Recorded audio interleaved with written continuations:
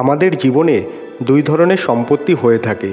এক হলো ভৌতিক সম্পত্তি আর এক হলো জৈবিক সম্পত্তি। অর্থ, সম্পদ, সুবিধা, খাদ্য এই সব ভৌতিক সম্পত্তির মধ্যে পড়ে।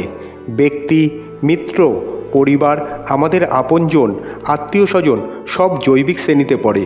আর প্রত্যেক মানুষের পক্ষে এই বিভাজন বোঝা অত্যন্ত আবশ্যক, কারণ মূলত আমাদের ব্যবহার দুই রকমের হয়ে থাকে। হয় আমরা ভালোবাসি বা আমরা সৎ ব্যবহার করি। আর সবথেকে বড় ভুল আমরা তখনই করি যখন আমরা বুঝতেই পারি না যে ভালোবাসবো কাকে আর ব্যবহার করব কাকে।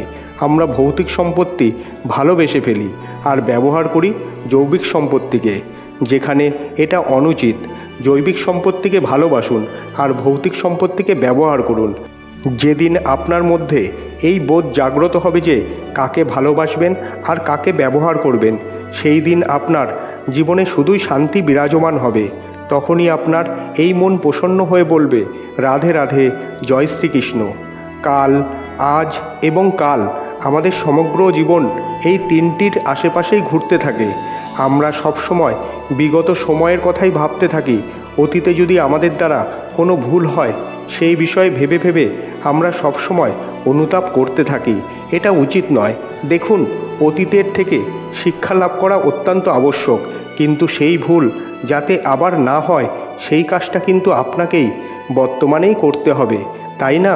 দ্বিতীয় কথা, আমরা সবসময় ভাবি আগামী দিনের বিষয়ে, ভবিষ্যতের বিষয়ে। আমরা ভাবি যে কাল করে নেব, আজ এই কাজ করতে পারছি না, কোনো ব্যাপার নয়, কাল করে নেব। কাজটা শুরু করতেই পারলাম না, কোনো ব্যাপার নয়, কাল করে নেব। আজকের দিনটা ভালো ছিল না, কোনো ব্যাপার নয়, কাল করে নেব। ব্যাপারটা বুঝুন, আপনি নিজের সময় নষ্ট করছেন। দেখুন, এই যে কাল, তা কখনোই আপনার হাতে আসবে না। তাই যে কাজ করতে চান সেটা আজকেই করুন, কারণ আগামী সময় সর্বদাই আপনার থেকে এক কদম এগিয়ে থাকবে, একদিন এগিয়ে থাকবে। জানেন কেন? কারণ এই কাল আপনার জন্য অপেক্ষা করবে না। সেই কারণে আপনিও এর জন্য অপেক্ষা করবেন না। যা করার তা আজকেই শুরু করুন, কারণ যে বর্তমানে নিজের ভিত স্থাপন করেন না, ভবিষ্যৎ তার সুন্দর শক্তিশালী ভবন কখনোই নির্মাণ হয় না। আসুন আর আমার সাথে ভালোবেসে বলুন, রাধে রাধে। আপনার কি মনে আছে আপনি শেষবার কবে পরাজিত হয়েছিলেন? আপনার ভুল কবে হয়েছিল? আপনি কবে অসফল হয়েছিলেন? কবে পরাজিত হয়েছিলেন? মনে নেই? তাহলে তো আপনি নিজের জীবনের সবথেকে বড় শিক্ষককে হারিয়ে ফেলেছেন। আপনার বিগত হার, পরাজয়, ভুল এগুলোই আপনার জীবনের প্রধান শিক্ষক আর প্রধান সহায়ক। এটাই আপনাকে শেখায় কি করা উচিত, কি করা উচিত নয়। এই প্রকৃতি আমাদের কি শেখাতে চাইছে তা বুঝুন। এমনটি কোনো দিন আছে যার শেষে রাত আসে না? এমন কি কোনো নদী আছে যা শুকিয়ে যায় না? এমন কি কোনো বৃক্ষ আছে যার পাতা ঝরে না? এমন তো হয়, কিন্তু যদি সূর্য পরাজয় স্বীকার করে তাহলে রাতের পর কখনোই দিন আসবে না।